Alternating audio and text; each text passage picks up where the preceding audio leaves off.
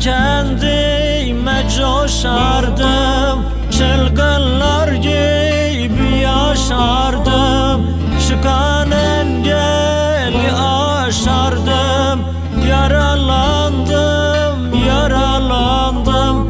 Cahil gönlüm yaralandım.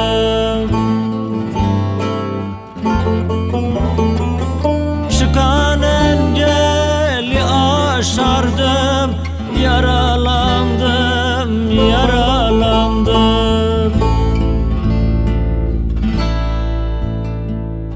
Boşa geldi, geçti ömrüm. Deliymiş bu benim gönlüm. Sonunda var elbet ölüm. Yaralandım, yaralandım. Cahil gönlüm yaralandım. Nice güzelleri gördüm, bu dünyada devran sürdüm. Neşelenip her dem güldüm. Yaralandım, yaralandım. Cahil gönlüm yaralandım. Gönül verdim, aşık oldum. Yersiz kaldım, hep kovuldum. Yaşlanınca sefil oldum. Yaralandım, yaralandım.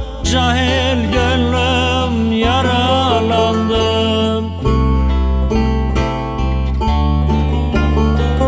Dünya artık neme lazım, yazılmış alnıma yazım.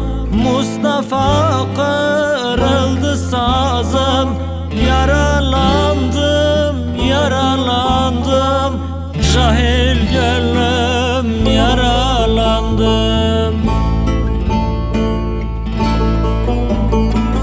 Mustafa kırıldı sazım.